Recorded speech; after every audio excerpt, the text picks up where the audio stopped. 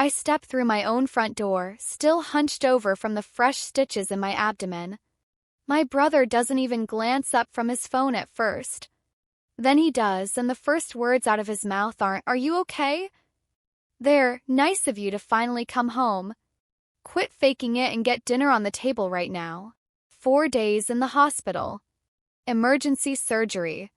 A ruptured appendix that nearly killed me. And this is what's waiting for me. But here's the thing. Derek doesn't see the man standing right behind me. The moment he does, his face drains of all color. My name is Stella. I'm 23 years old. If you're watching this, please subscribe and let me know where you're watching from. To understand how I ended up here, I need to take you back to the day my mom called and asked me to help my family, just for a little while. I'm 19 and I've just signed a lease on a 1-bedroom apartment 10 minutes from campus. Nothing fancy. Thin walls, a radiator that clanks at night, a kitchen barely big enough for one person. But it's mine. I pay for it with 2 part-time jobs and what's left of my student loans. Then my mom calls. Derek lost his job again.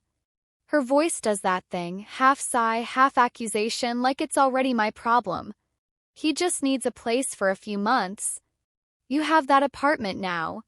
My brother is 23 at the time, 4 years older than me. He got fired from a warehouse gig for showing up late too many times. Mom calls it bad luck. I call it a pattern, but I don't say that to her. He'll pay half the rent, she promises. I raised you 2 alone after the divorce. You know that, Stella. When I ask for something, it's because I have no one else to ask. So I say yes, because that's what you do. When the woman who worked 3 jobs to keep the lights on asks you for something, you say yes. You don't calculate. You don't negotiate. You just open the door. Derek moves in on a Sunday, drops 2 garbage bags of clothes on my couch and says, "This will work." First month, he gives me $200. I cover the rest. Second month. Third month, nothing. When I ask, he shrugs. I'm between things. I'll catch up. I call Mom. She says, "He told me he's been paying you directly." I said I'd forward it to you. She pauses, just a beat too long. "He's going through a rough patch, sweetheart. Don't push him. The money never comes. Not that month. Not the next. But the arrangement stays. 6 months pass. Derek is still on my couch. Except it's not really my couch anymore. His gaming console sits where my textbooks used to be. His sneakers line the hallway. His friends come over on weeknights and drink beer until 2 a.m. while I try to sleep before my 7 a.m. shift. I graduate, get accepted into an internship at a logistics company outside of town. The pay is low, barely above minimum wage, but it's a foot in the door. I need sleep. I need quiet. I need the kitchen counter clear so I can meal prep for the week. Instead, I come home to dishes piled in the sink, takeout boxes on the stove, and Derek stretched across the couch watching something loud. "Hey," he says without looking up. "What's for dinner?"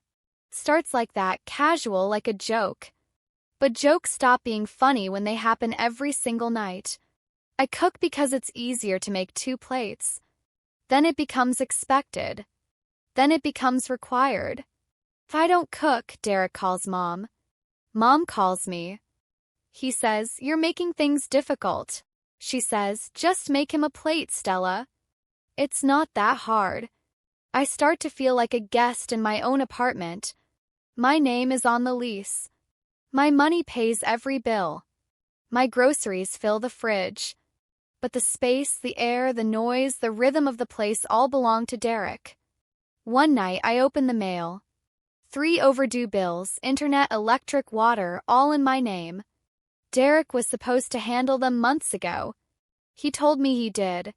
He lied. I sit at the kitchen table, hold the stack of envelopes, and wonder how a few months became my entire life. I confront Mom on a Tuesday evening. "You told me Derek was paying you $400 a month for family expenses. You said you'd send it my way." Silence. Then your brother is struggling, Stella. That's not what I asked. Is he paying you or not? More silence. I already know the answer. Call Derek next. Mom says you're paying her the rent money. Are you? He laughs. Actually laughs. She told you that? Nah. She said I could stay for free. Said you were cool with it. So there it is. Mom told Derek I agreed to let him live rent-free. She told me Derek was paying her. Neither version was true. The only constant was me writing the checks, buying the groceries, scrubbing the pans, saying nothing. But here's the part that burns. I also send Mom $300 a month. A family fund, she calls it. Started when I got my first real paycheck. Just a little something to help your mother out. I never questioned where it went because questioning felt like betrayal. I try to bring it up carefully. Mom, what exactly do you use the $300 for? She cries. Right on cue. After everything I sacrificed, working double shifts, skipping meals so you two could eat, this is how you repay me? And just like that, the conversation is over. 'Cause how do you argue with someone who reminds you she starved so you wouldn't? How do you hold a boundary when the other person holds your guilt? You don't. At least I didn't.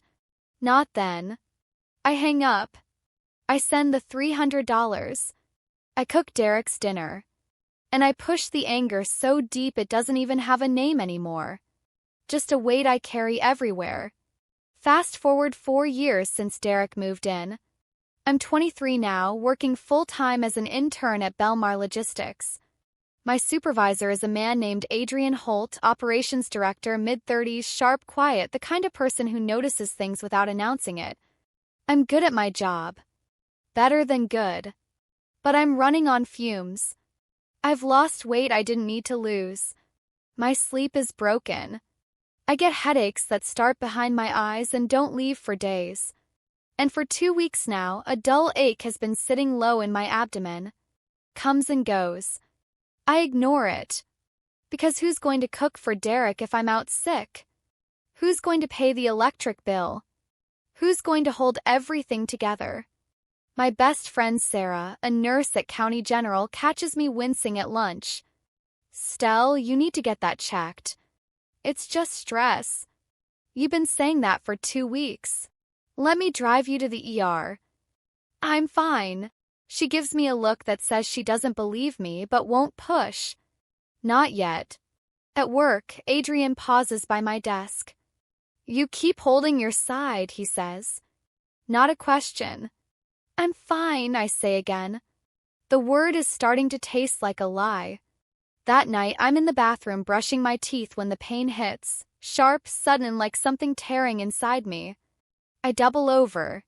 My knees hit the tile. My vision goes gray. I hear Derek in the next room. TV is loud. I find myself on the bathroom floor, curled on my side, barely conscious. One of the paramedics mentions my pulse racing too fast. They carefully load me onto the stretcher. I watch the ceiling of my apartment slide past, the water stain near the kitchen, the light fixture I replaced myself last winter. Derek watches from the couch. He doesn't stand.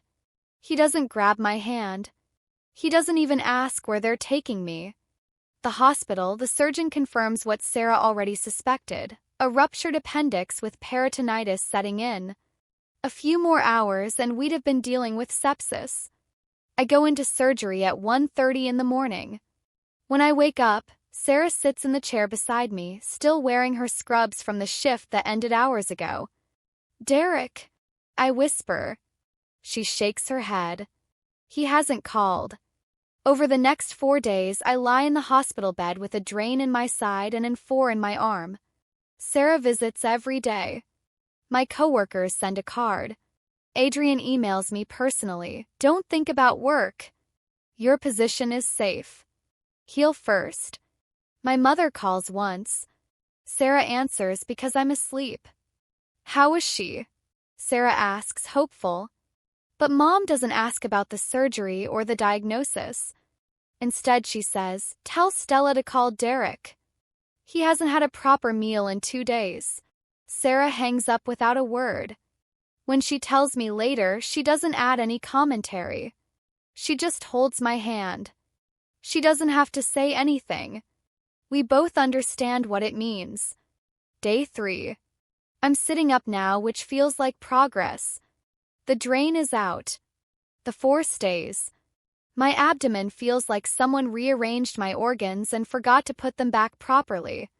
Sarah brings my laptop so I can check a few emails, not because the company needs me, but because staring at the ceiling is starting to feel like drowning. There's a message from Adrian. Team's handling everything. Focus on recovery. No rush.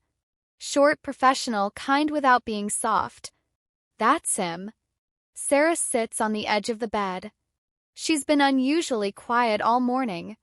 I know that look. She's deciding whether to speak. Just say it, I tell her. She folds her hands and exhales. Stell, Derek hasn't texted you once. Not a single message. Your mom hasn't come. You almost died in your own bathroom, and the only people here are me and a card from your coworkers. I stare at the window. There's a tree outside with fresh new leaves. I focus on that instead of the pressure building behind my sternum. I know, I say. You could have died, she says, quieter now. And they're worried about dinner. The silence between us stretches, not uncomfortable, just heavy, like something is finally settling into place. Can you do me a favor? I ask. Anything. Go to my apartment.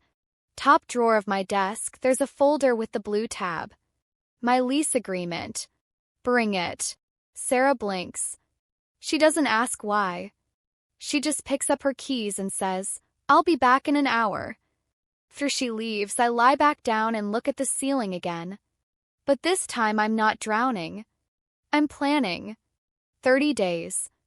That's what the law requires. 30 days notice for an unauthorized occupant. I close my eyes and start counting. Day 4. The doctor signs my discharge papers at 10 in the morning. He's serious as he gives me the rules. No lifting over 5 pounds, no prolonged standing, no strenuous activity for at least 2 weeks. If you feel sharp pain, fever, or anything unusual, come straight back. I nod. I've been given 3 prescriptions, antibiotics, painkillers, and something for inflammation. Sarah was supposed to pick me up, but 10 minutes ago she texted about a 3-car pileup on the highway. Then another text, he can take you. He has the morning free. Is that okay? I hesitate. This is my boss's boss. But it's also a 15-minute drive, and the alternative is a taxi I can barely afford. Okay, I type back. He pulls up in a dark gray sedan at 11 sharp. He's in a button-down, sleeves rolled to the elbows, no tie. He opens the passenger door without a word and takes my hospital bag from my hand before I can protest. How are you feeling? He asks as we pull away. Like I've been opened up and stapled back together. He almost smiles. That's medically accurate. We talk about small things on the ride, a project at work, a client deadline that shifted. He doesn't ask about my family. I don't offer. Car smells like coffee and something clean. When we arrive at my building, he helps me up the stairs slowly, one step at a time. My stitches pull with every movement. He carries my bag without being asked and waits while I find my keys.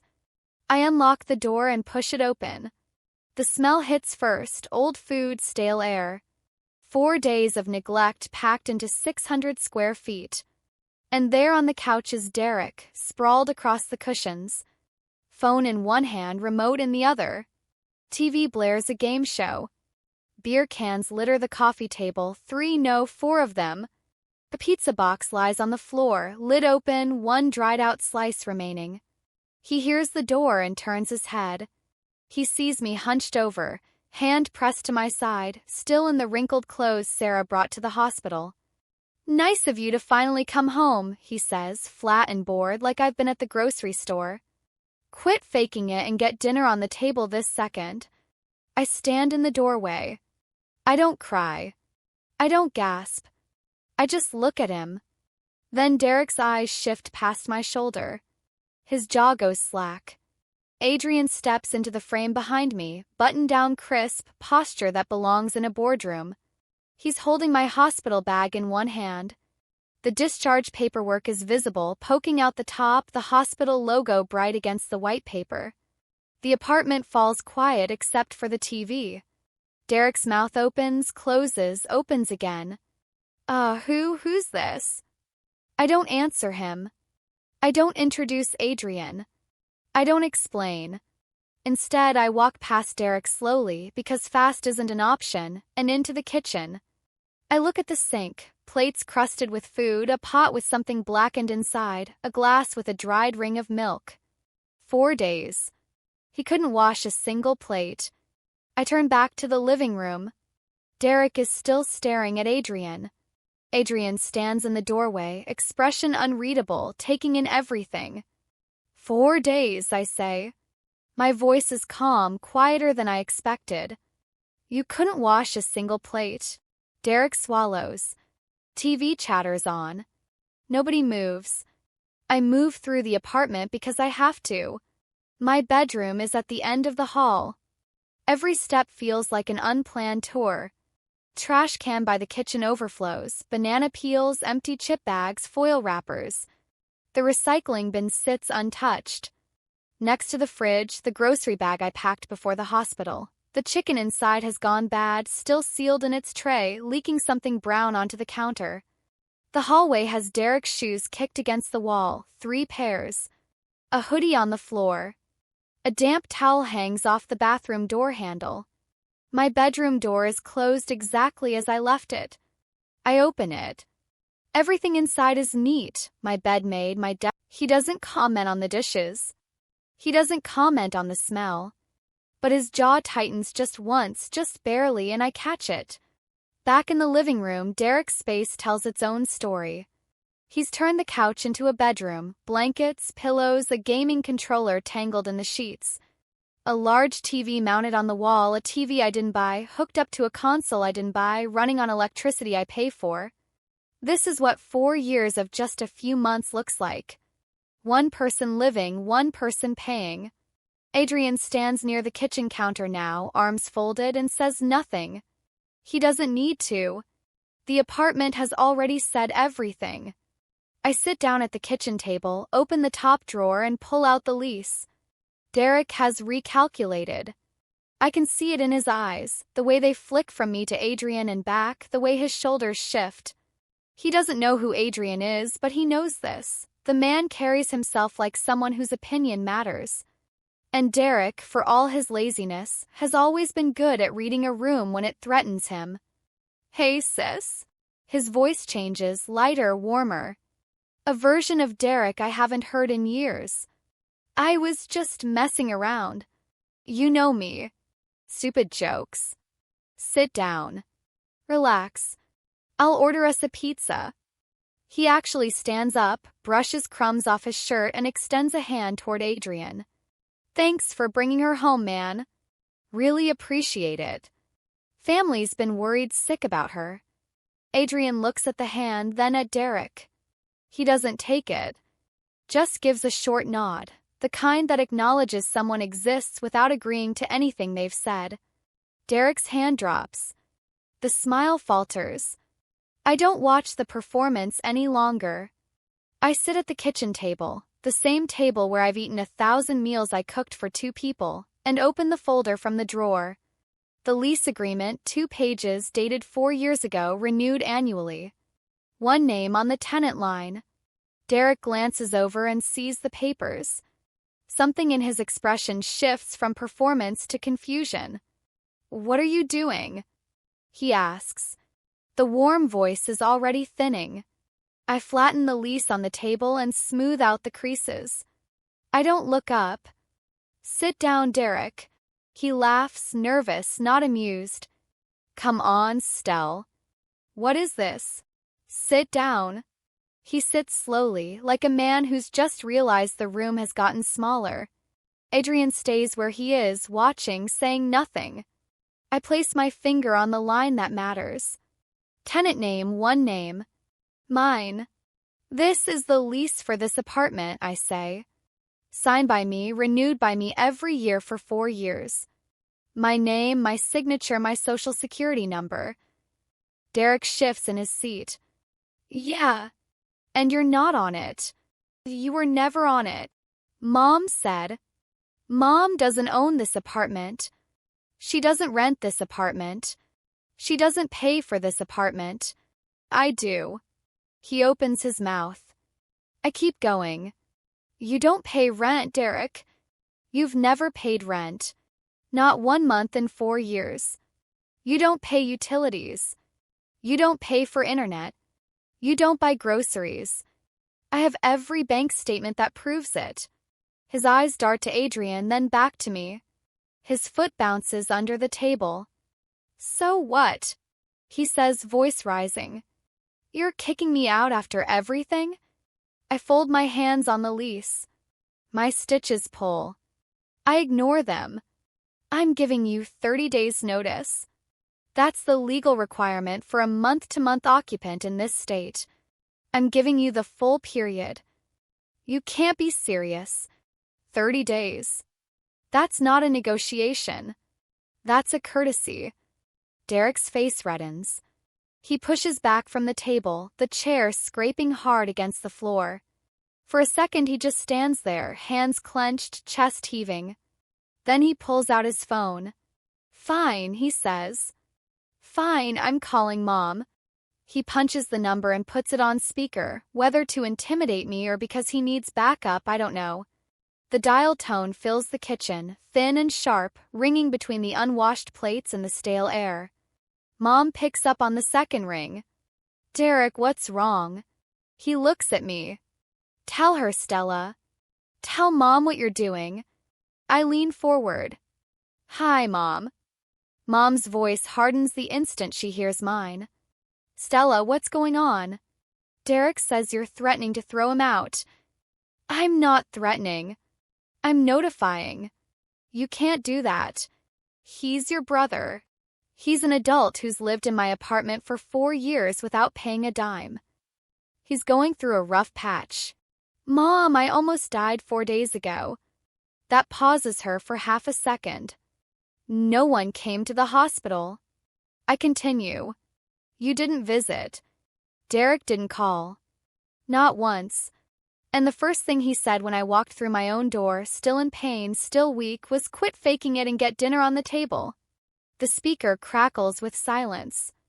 Derek won't look at me. He stares at the phone between us like it might save him. You're exaggerating, Mom says finally. Derek told me it was just a stomach bug. You were only gone a few days. I look at Adrian. He's standing near the kitchen counter, arms at his sides. He doesn't nod. He doesn't signal. He just meets my eyes and holds them, steady, present. I look back at the phone. He told you it was a stomach bug. That's what he said. It was a ruptured appendix, Mom. Emergency surgery. The surgeon said another few hours and I would have gone septic. This time the silence is longer. I hear something shift on Mom's end, a chair maybe or her weight. Derek, she says slowly, you told me she had a stomach ache. Derek's jaw flexes. He says nothing. And there it is. A crack in the wall they built together. A tiny fissure where the light gets in. Mom has been operating on Derek's version of reality. And Derek's version just collapsed. Mom, I say, we need to talk about all of it. I'm standing in my own kitchen, stitches still pulling, phone on speaker, and my mother is telling me I'm exaggerating about nearly dying. If you've ever had someone minimize your pain to protect the person who caused it, you know exactly how this feels. Hit that subscribe button and drop a comment. Have you ever been the one holding everything together while everyone else just watched? I need to know I'm not the only one. Because what I say next to my mother, I've been holding it in for 4 years. I keep my voice level, not because I'm calm, but because falling apart is a luxury I can't afford right now. Let me tell you what's actually been happening, Mom. Since we're all here. Derek shifts.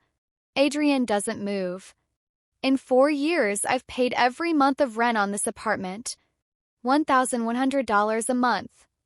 That's $52,800. Derek's contribution? Zero. The speaker is silent. You told me Derek was sending you $400 a month for family expenses. He told me he never gave you a dime. Zolmabodilit. Maybe both of you.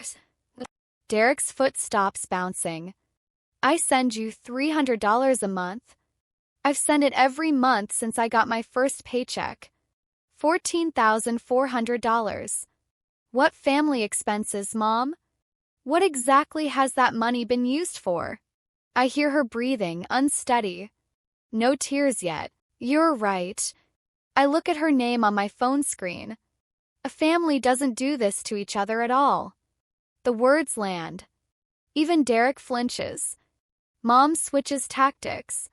Her voice gets sharp. You're saying all this in front of a stranger?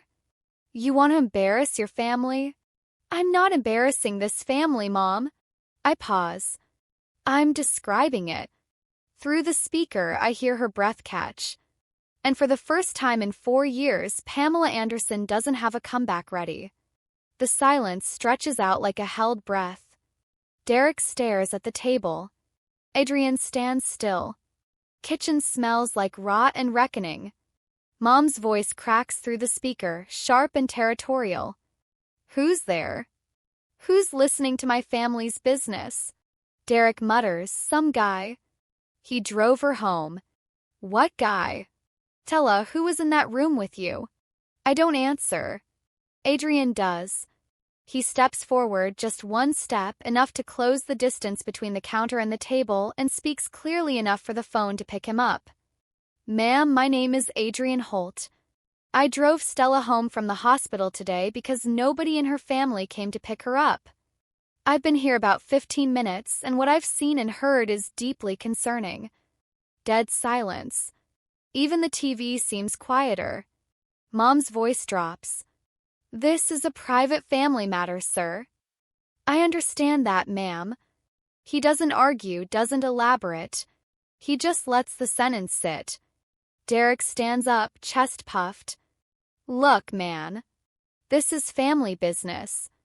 You don't get a say here. Adrian doesn't respond to Derek. He doesn't even look at him. Instead, he turns to me. His voice is steady, without a trace of drama. Stella, do you want me to stay? One question. No pressure. No agenda. Yes, I say. Please. Derek throws his hands up. Great. Perfect. Bring the whole neighborhood in. I ignore him. Through the phone, I hear Mom's breathing, heavy, rapid, the sound of someone losing control of a conversation she expected to dominate. Then Adrian says one more thing, just to me. Quiet but clear enough that the phone picks it up too. What he said to you when you walked in, that's not normal. You know that, right? I've known it for 4 years. But hearing someone else say it out loud, someone with no stake, no history, no guilt, is like a window opening in a room I forgot had walls. Mom says very quietly, I'm coming over there. Something snaps in Derek. I see it happen the exact moment the performance runs out of fuel and all that's left is the real thing underneath. You know what? He's pacing now, pointing at me. You want to play this game? Fine. But if you kick me out, I'll trash this place. I swear, Stella, I'll break every dish in that cabinet. The words hang in the air. Not a bluff, a threat spoken clearly in front of a witness. That would be destruction of my property, I say, with a witness standing right there. Derek's eyes go to Adrian. Adrian has his phone in his hand, not pointed at Derek, not recording. He's dialing calmly the way someone calls to check a reservation. What? What are you doing? Derek says. Calling the non-emergency police line, Adrian says. Just as a precaution. No one's in danger. Derek's bravado collapses like wet cardboard. You're calling the cops on me? She's calling the cops on her own brother. She didn't call anyone, Adrian says, still holding the phone. You just threatened to destroy her apartment in front of me. Derek's mouth works.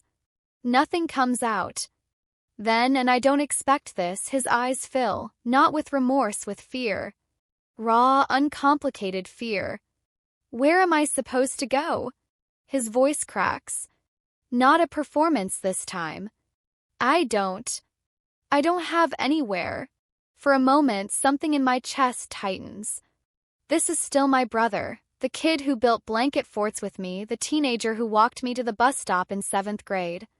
But the man standing in front of me hasn't been that person in a very long time. That's not my problem to solve anymore, Derek. He stares at me, then at the floor, then sits back down and says nothing. The apartment is very, very quiet. The lock clicks 20 minutes later. Sarah steps through the door in her hospital scrubs. Lavender top, white sneakers scuffed at the toes, hair pulled back, dark circles under her eyes. She's come straight from a 12-hour shift and a 3-car pileup, and she still came. She scans the room in 2 seconds flat. Derek on the couch, face blotchy. Adrian near the counter, phone in his pocket now. Me at the kitchen table, lease papers spread out, one hand resting on my side. What did I miss? She says.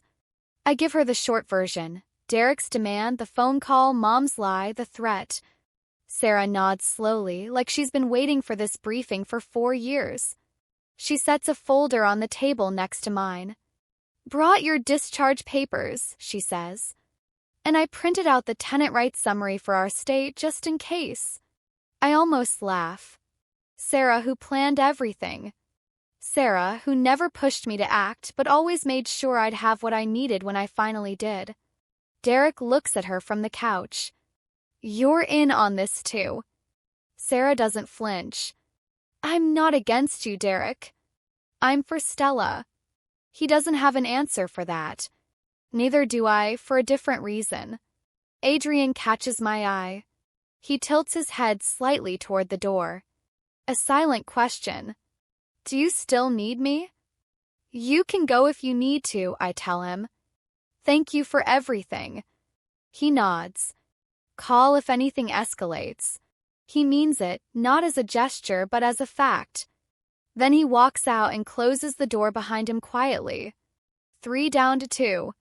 Me and Sarah on one side of the kitchen table, Derek alone on the other, and Mom 40 minutes away, driving toward us at a speed I can only imagine. She arrives in 43 minutes. I know because I watched the clock on the microwave the entire time. The knock is sharp. 3 raps, no pause.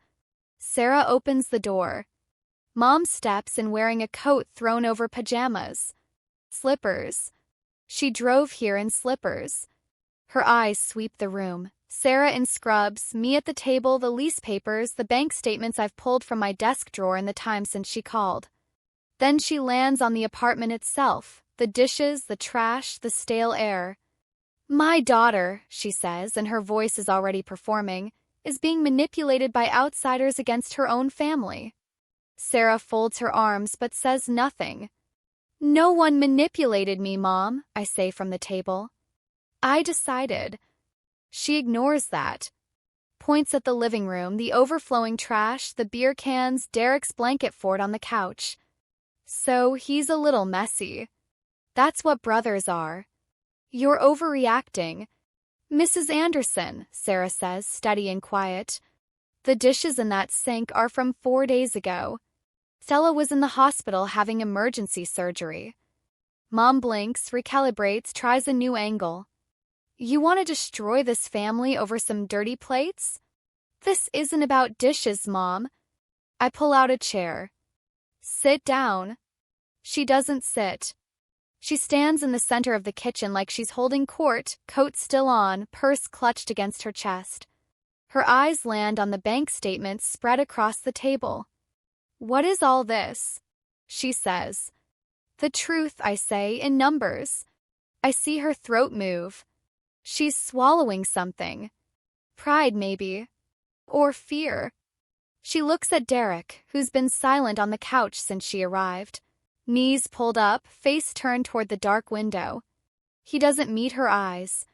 Slowly, like it costs her something, Mom sits. I spread the statements flat. 6 pages. Highlighted lines. I didn't do this for show. I did it in the hospital bed on day 3 with Sarah's laptop and a yellow highlighter she borrowed from the nurse's station. In 4 years, I begin. I've paid $52,800 in rent alone. Mom's eyes flick to the highlighted rows. She doesn't touch the paper. I've sent you $14,400 for what you called a family fund. Her fingers tighten on her purse strap. Utilities, groceries, internet, cleaning supplies, another $19,000 roughly. All documented. All from my account. I let the number settle. Total over $86,000 from a student and an intern while Derek paid nothing. Mom's voice is smaller now. Family doesn't do accounting. Stella, you're right, I say. A family doesn't do this to each other at all. Same words I said on the phone, but face to face they hit harder. I watch them land, the way her chin dips, the way her fingers go still. I had to work double shifts, she starts. I know you sacrificed. I've never denied that. But at some point you turn that sacrifice into a blank check, and I've been paying it for 4 years. She reaches for the statements. Sarah, sitting beside me, gently places her hand flat on the stack. Those are Stella's documents, Mrs. Anderson. Mom pulls her hand back like the paper burned her. She stares at Sarah, then at me. $86,000, I say, and you called me selfish for wanting 1 plate washed. Kitchen is silent. The refrigerator hums. Somewhere outside, a car passes, headlights sweeping briefly across the ceiling. Derek hasn't moved from the couch. Mom sits across from me, coat still on, and for the first time she has nothing to say. She tries everything. I watch the strategies cycle like a slot machine. Each one spinning up, landing wrong, replaced by the next. First, guilt. I sacrificed my entire life for you too. Everything I had went to this family. You did sacrifice, I say. And then you weaponized it. Her mouth opens, closes, spins again. Second, deflection. Well, if it was so bad, why didn't you say something sooner? I did. Every time I brought it up, you cried. And I stopped because that's what you taught me. Your tears end the conversation. Her eyes go glassy. She blinks hard, fights it. She knows, maybe for the first time, that tears won't work in this room tonight. Third, family loyalty. Brothers and sisters help each other. That's what family does. Name one thing Derek has done for me. One thing. She looks at Derek. He's staring at the floor. She looks back at me. Nothing. The slot machine runs out of combinations. Then she plays her last card. She turns to where Adrian was standing, but Adrian is gone. So she turns to Sarah instead.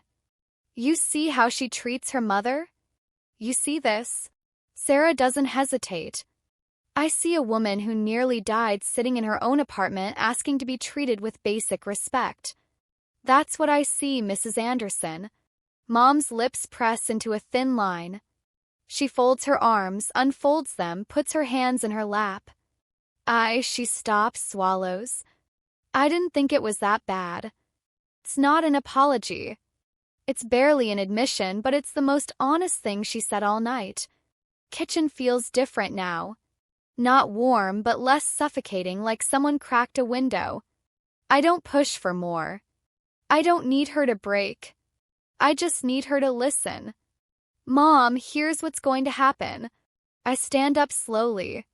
My stitches protest. Sarah's hand comes to my elbow, not pulling, just steadying. Derek has 30 days to move out.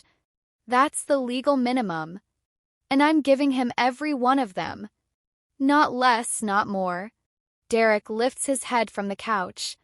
His eyes are red, but he's listening. The $300 a month I've been sending you stops today, I say, turning to Mom.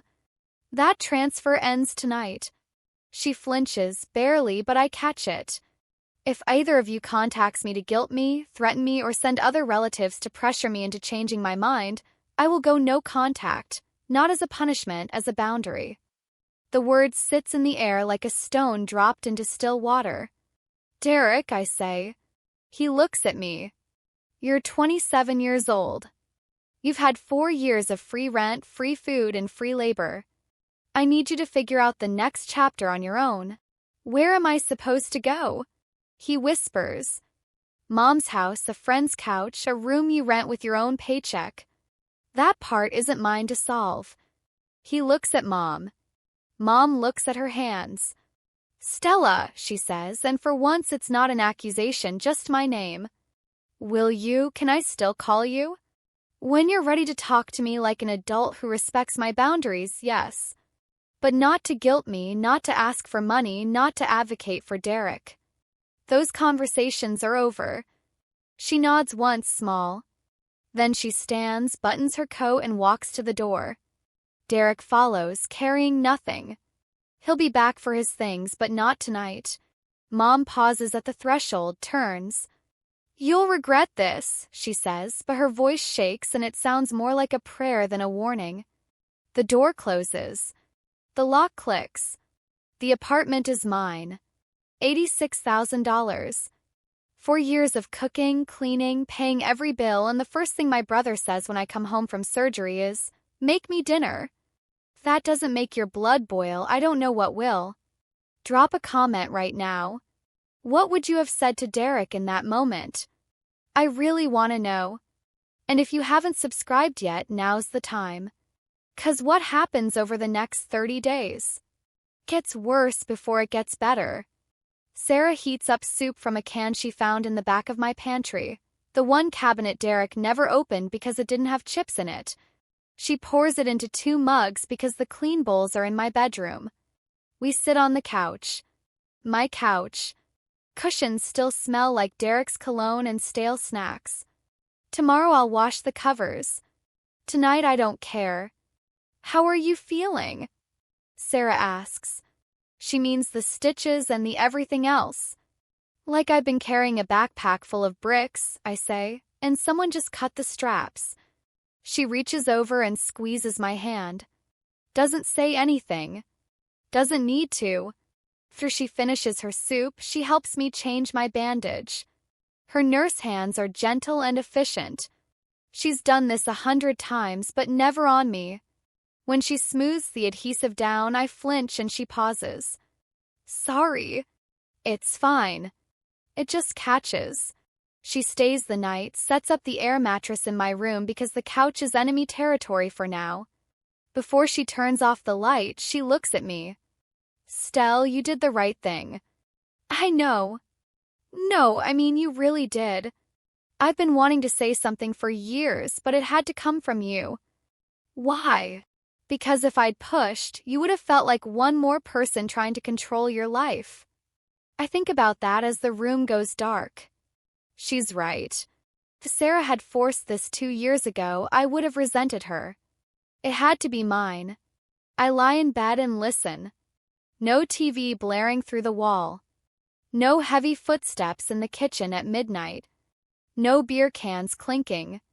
Just the radiator, the distant hum of traffic, and my own breathing. I haven't heard my own apartment this quiet in 4 years. It sounds like freedom. It also sounds a little like grief. Day 3. After the confrontation, the messages start arriving like clockwork. Aunt Helen, 8:14 a.m. Stella, your mother is devastated. Derek is your blood. Think about what you're doing. Uncle Robert, 10:30 a.m. family sticks together, kiddo. Don't let pride ruin something you can't get back. Grandma Joyce, 2 p.m. call your mother. She's been crying for 2 days. I read each one. I don't respond immediately. I sit at my kitchen table, clean now because I spent yesterday scrubbing it myself, and I think about what Mom told them versus what actually happened. When Aunt Helen calls that evening, I pick up. Stella, honey, you can't throw your brother out on the street. Your mother is worried sick. Aunt Helen, how many years is enough? 4 wasn't. He just needs a little more time. Did Mom tell you I was in the hospital last week? Pause. She said you had a stomach ache and were being dramatic. I closed my eyes. Course she did. I had emergency surgery for a ruptured appendix. Aunt Helen, I was in the hospital for 4 days. Nobody came. Nobody called. And the first thing Derek said when I got home was to make him dinner. Long silence. I hear her set something down. Cup, maybe. She didn't tell us any of that. She told you the version that made me the villain. Ask her for the full story before calling me again. Aunt Helen doesn't argue. She says she will.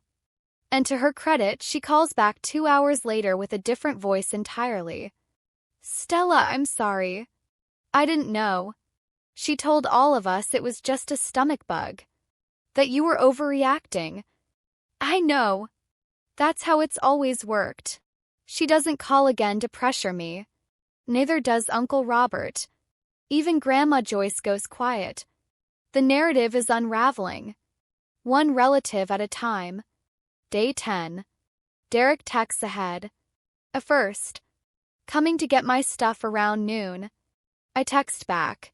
Sarah will be here. He doesn't argue. He shows up at 12:15 in a borrowed truck. He looks different.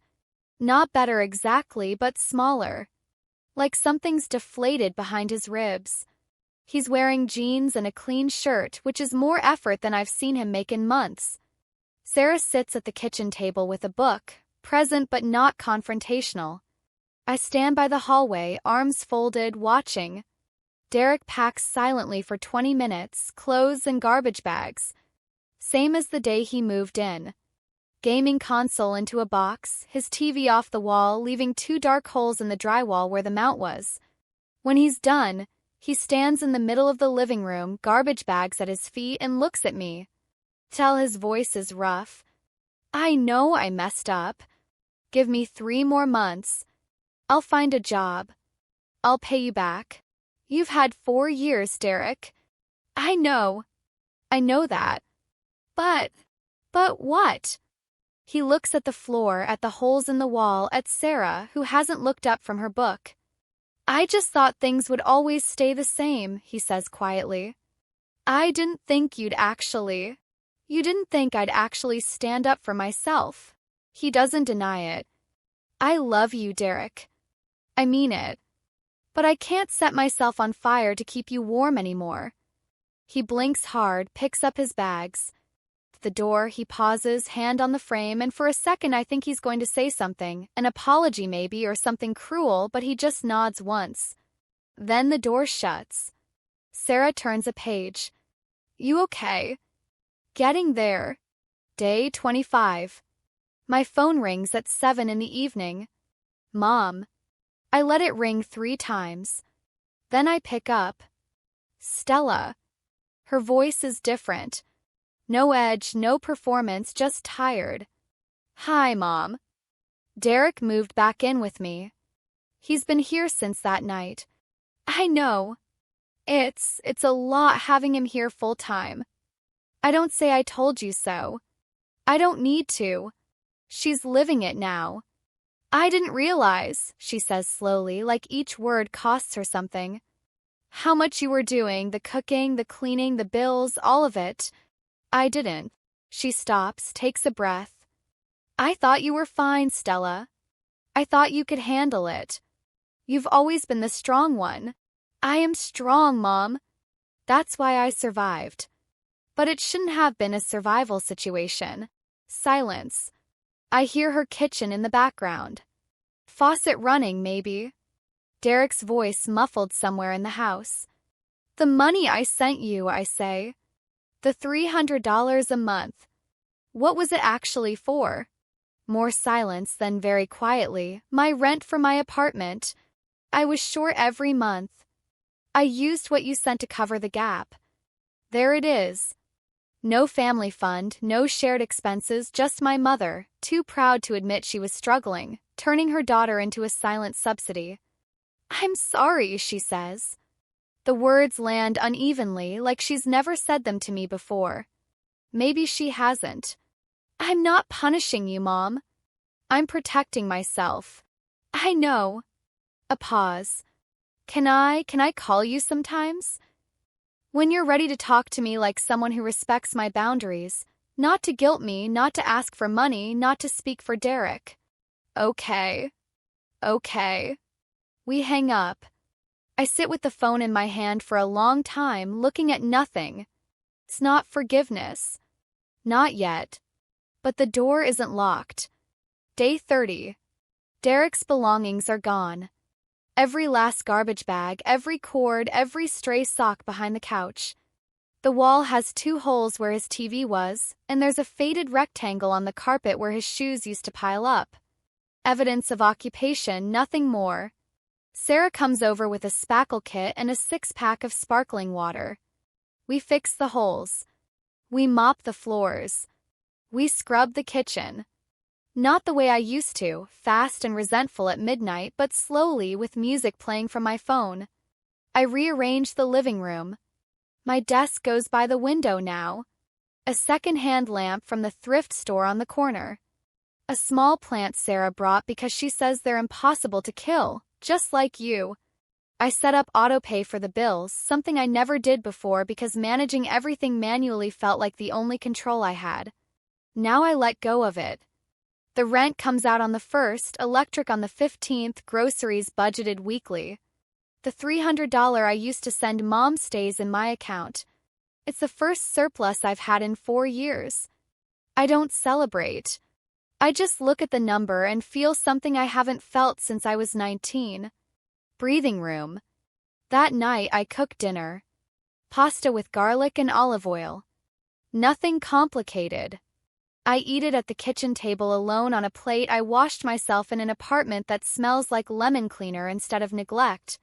It's quiet, not the silence of loneliness, the silence of ownership. My phone buzzes. Text from Sarah. How's the first night as a free woman? I look around my apartment. My apartment. My clean, quiet, mine apartment. Feels like home. I type back. First time in 4 years. I go back to work on a Monday. 2 weeks of medical leave, every day accounted for, every email answered on time from my hospital bed and then my newly quiet apartment. Nobody at the office knows what happened. Adrian hasn't said a word. When I pass him in the hallway, he gives me the same professional nod he gives everyone. No, my hands don't shake when the phone rings. The end of the 2nd week, Adrian emails me. Meeting at 3, my office. Bring your portfolio. I sit across from his desk at 3 o'clock, folder in my lap, expecting a performance review. Your internship contract ends in 6 weeks, he says. I know. He slides a paper across the desk. A full-time offer. Operations coordinator, benefits, salary, start date the Monday after my internship ends. This isn't charity, he says before I can speak. Your output has been consistently above your cohort since month 2. I flagged you for this position before your leave. I read the offer.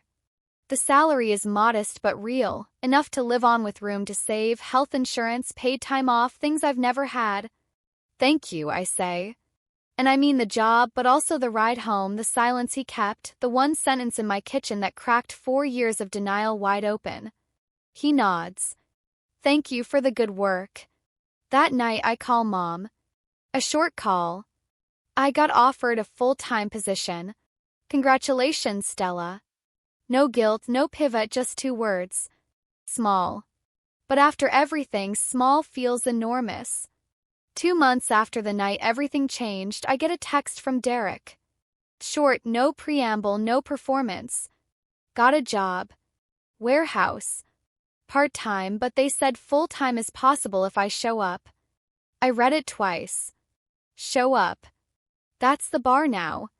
And for the first time in a very long time, he's clearing it. I hear from Mom in pieces, not because she calls often, but because Aunt Helen checks in now, gently, carefully, the way someone tends a garden they neglected. Through her, I learn that Derek is sleeping in his old bedroom at Mom's place. He helps with the trash on Wednesdays. He washes his own plates. I also learn that Mom is tired, not the performative exhaustion she used to deploy on the phone. The real kind, the kind that comes from living with the consequences of your own choices. She's doing Derek's laundry, cooking his meals, listening to his complaints about the warehouse. All the things I used to do, now hers again. I don't feel satisfaction about that, but I don't feel guilt either. That's new. Derek's text sits in my messages for 2 days before I respond. Not because I'm punishing him, but because I'm figuring out what to say. I settle on, "That's good, Derek. I hope it works out." No exclamation point, no heart emoji, no "I'm proud of you," because that would be taking ownership of his progress, and I've spent too long carrying things that aren't mine. He doesn't text back. That's fine. I think about the brother who built blanket forts, the kid who chased the ice cream truck so I wouldn't miss it. I wonder if that person is still in there underneath the entitlement and the fear. I hope so. But finding him isn't my job anymore. It's his. Saturday morning, Sarah and I sit in a coffee shop 3 blocks from my apartment, a place I've walked past 100 times but never entered because I was always rushing home to cook or clean or pay something. She orders a lavender latte. I get black coffee. She raises an eyebrow. "I'm trying new things," I say. She laughs. "Stell, black coffee is the opposite of trying new things." New for me? I always made what Derek wanted. She sets her cup down, folds her hands. I know this posture. It means she's about to say something she's been sitting on. "You know, I almost said something to you 100 times. "I know. Sophomore year when he ate the groceries you just bought and you cried in my car. Junior year when your mom called you selfish on speakerphone. Last Christmas when you left your own apartment to sleep at my place because Derek had friends over and they wouldn't leave. I remember all of it. So why didn't I push harder?" I look at her. "Because it had to be my decision." She nods slowly. "If I'd pushed, you would have felt like one more person trying to run your life. And I didn't want to be that." "You weren't. What was I then?" I think about the discharge papers, the tenant rights printout, the air mattress in my room, the soup in a mug. 4 years of showing up without forcing my hand. "You were the person who held the door open," I say, while I figured out how to walk through it myself. Her eyes get bright. She blinks hard, takes a sip of her latte to cover it. "That's the nicest thing you've ever said to me." "Don't get used to it." We both laugh. And for the first time in as long as I can remember, the laughter doesn't feel like a break from something. Feels like the main thing. 3 months since the night I stood in my kitchen with stitches in my side and a lease in my hand. I'm an operations coordinator now. I have business cards with my name on them. I've led 2 project meetings and 1 client presentation. My supervisor, a woman named Janet, because Adrian shifted to a different division, told me last week that I'm the most organized hire they've had in years.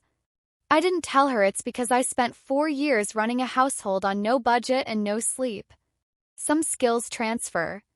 My apartment looks different now. There's a rug in the living room. A deep green thing I found at a weekend market. A bookshelf I assembled myself filled with novels I'm finally reading. Candle on the kitchen counter that smells like cedar and orange. I cook when I want to. Sometimes that's a full meal. Sometimes it's cereal at 9 p.m. Point is, it's my choice. Nobody bangs on a table. Nobody calls to complain. Nobody acts like my existence is an inconvenience unless it's producing food. Mom and I talk every 2 weeks. Calls are short, 10 minutes, sometimes 15. She tells me about her garden. I tell her about work. We don't talk about the $86,000. We don't talk about Derek's years on my couch. There's a silent agreement that those subjects exist on the other side of a line. Neither of us is ready to cross. It's not perfect, but it's honest. And honest is a currency this family hasn't traded in before. My scar has faded. A thin white line low on the right side, hidden by most of my clothes. I could forget it's there. But I don't try to. It's a reminder. My body told me the truth before my mind was ready to hear it. The least I can do is listen now.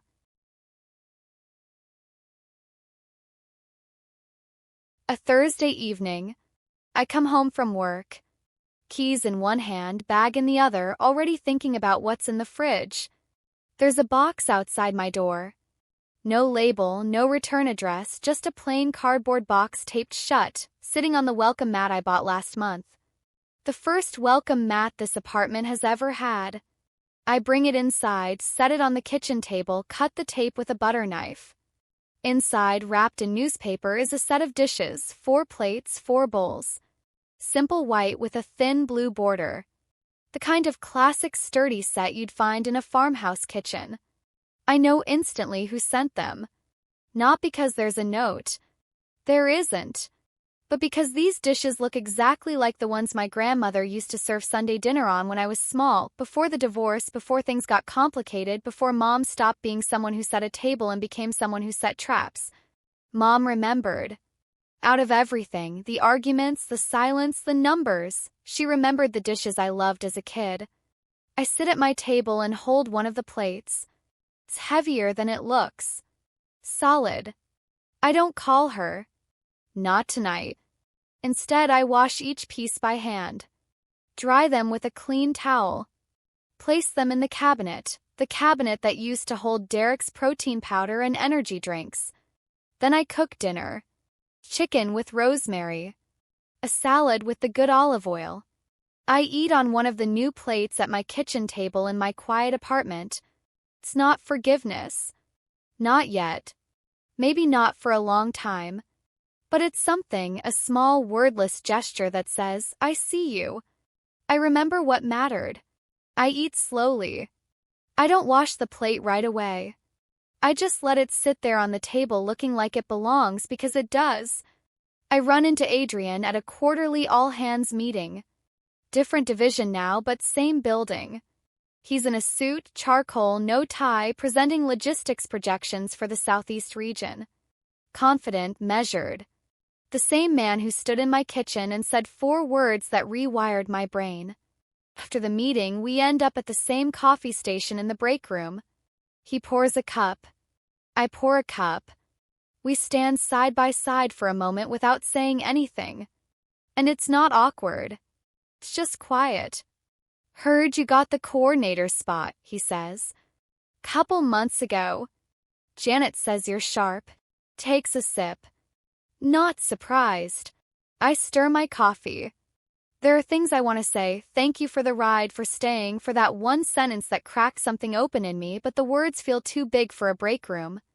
And Adrian isn't the kind of person who needs a speech.